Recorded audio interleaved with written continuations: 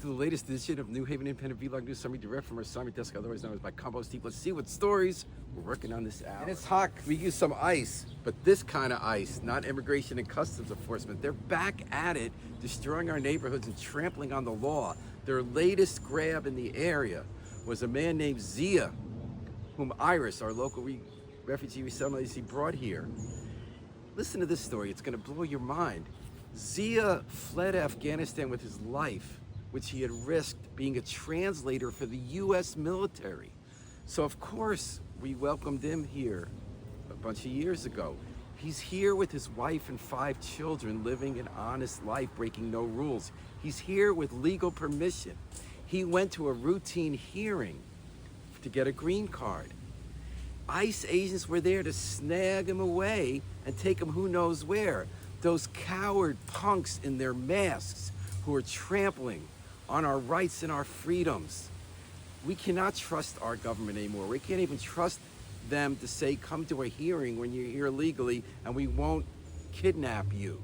One way to push back is to de-ice, get rid of the ice. That was a poster, de-ice. People are not cargo is another poster of 150 New Haveners who showed up outside Tweed New Haven Airport this past week for another rally to remind us we can't forget that our own homegrown airline, Avelo, is part and partner of this fascist overhaul of our government.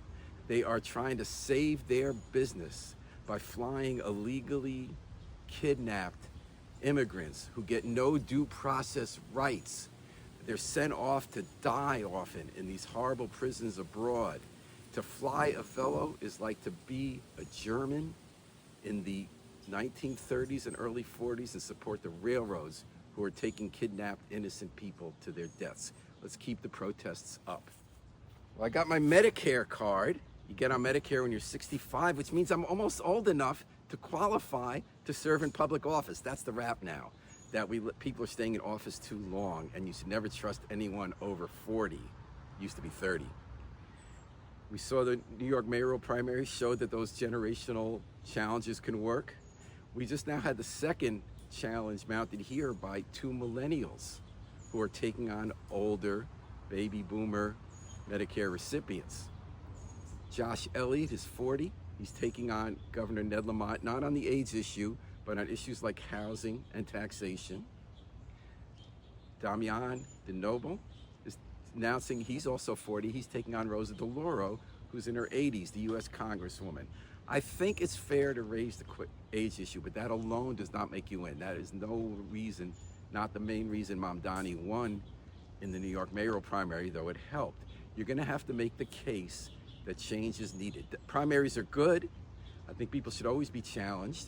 I'll let you know that at this point, these elections aren't until 2026. At this point, Governor Ned Lamont and U.S. Rep. Rosa DeLauro are very vibrant. They got a lot more energy than I do, even though they got their Medicaid cards a lot before I did.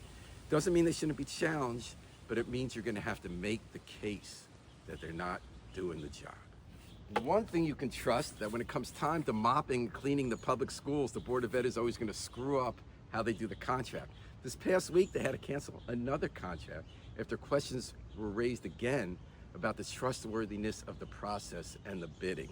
They've got to clean up their act if they want to clean up our schools. And you can trust that when it comes to efforts to get shovels in the ground, to build needed new housing and build up our tax base in New Haven and perfect ideals, you're still going to get people who turn out and say, well, we need more parking, or I personally don't like that architecture, let's hold it up.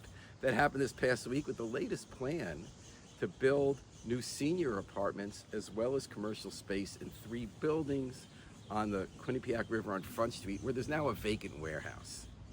So it is good to have citizens have input, but let's remember, let's hope there's a local builder who has a good track record, who wants to continue improving that part of Fairhaven and bring us more life. Let's hope those shovels get in the ground. Well, until next time, this is the New Haven Independent Vlog News Summary. Remember, always pick up and recycle your trash while we still can.